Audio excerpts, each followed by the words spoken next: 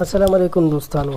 یو داسې کار چې که یو ښځه کوي یعنی خپل خاوند سره کوي نو هغه ښځه به هیڅکله هم نه بوډه کېږي، بلکې هغه به د زندګۍ نه د خپل خاوند نه ډېر زیات خوند اخلي، ډېر زیات د خوشحالۍ زندګي به تېروي. قدرمنو دغه کوم څیز دی تاسو سره په دې ویډیو کې شریکوم. تاسو مهرباني وکړئ موږ سره د ویډیو تر اخره پاتې شئ. قدرمنو د ټولو نه وړاندې خو تاسو ته زه دا خبرې کول ضروري ګڼم چې کومه ښځه هم چې وي هغه چې خوشحاله ژوند تېروي، یعنی خپل خاوند هغې ته خوشحالي ورکوي، هغه د غمونو نه لرې ساتي، یعنی په وړه وړه خبره لانجې نه کوي، جنګونه نه کوي، مسایل نه پیدا کوي، نو یقینا چې دغه کورنۍ یا دغه ښځه به ډېره زیاته خوشحاله ژوند تېروي او دا به زر نه بوډۍ کېږي، ځکه چې د دې زړه ته به خوشحالي وي. خو د دې نه علاوه نورې خبرې هم داسې شته چې دغه خبرې کول دلته زه تاسو سره ضروري ګڼم. په هغې کې لومړنی کار، لومړنۍ خبره چې کومه ډېره ضروري ده هغه د خاوند د اړخه ښځې سره مینه کول دي. که تاسو وګورئ نو زیات وخت په کورونو کې جنګ جګړې هم نه وي، لانجې هم نه وي، خو بیا هم زړه ته غمونه اچول شوي وي. د هغې لویه وجه دا وه چې د خاوند په زړه کې د ښځې دپاره مینه نه وي، یا هغه د مینې اظهار نشي کولی. نو چې کله دغه اظهار وکړی شي، که خپلې ښځې ته ووایي چې ته زما خوښه یې،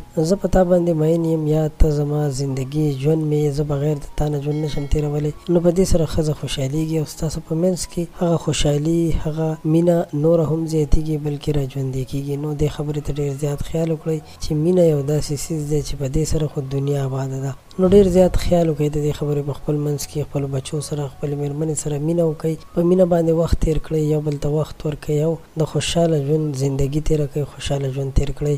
دویم کار چې په دې کې یو ډېر ضروري کار دی هغه ده چې خاوند کله هم د خپلې ښځې نه خبرې پټوي یا ترېنه موبایل پټوي، یعنې خپل موبایل هغې ته اوپن نه ورکوي. نو په دې دوران کې دغه ښځه چې دا په ده باندې شکي کېږي داسې چې دا خپل رازونه ټول د ښځې نه پټ ساتي. نو داسې کول نه دي پکار. په داسې دوران کې ښځه هم ټینشن زیاتوي، مسئلې ورته پیدا کېږي. که تاسو د ښځې خبره ومنئ نو یقینا چې هغه به هم بغیر د څه دلیل نه، بغیر د څه سختو شرایطو نه ستاسو خبره به هم ومني او ستاسو په منځ کې به یو د خوشحالۍ او امن او مینې یو فضا رامنځته شي. نو قدرمنو دا دوه کارونه چې یو مینه ده، مینه کول پکار دي، او دویم دا چې په خپل کور کې دروغ مه وایئ، خپلې مېرمنې سره داسې یو ازادانه تعلق جوړ کړئ چې ستاسو او د هغې په منځ کې مینه محبت نور هم زیات شي. او دویم دا چې د یو بل نه خبرې مه پټوئ. نو امید لرم چې ستاسو به دا معلومات او دا ویډیوګانې خوښې شوي وي. یو جهان مننه چې تاسو د ویډیو تر اخره پاتې شوئ. ضرور د سره زموږ چینل سبسکرایب کړئ. خوشحاله اوسئ، بریالي اوسئ.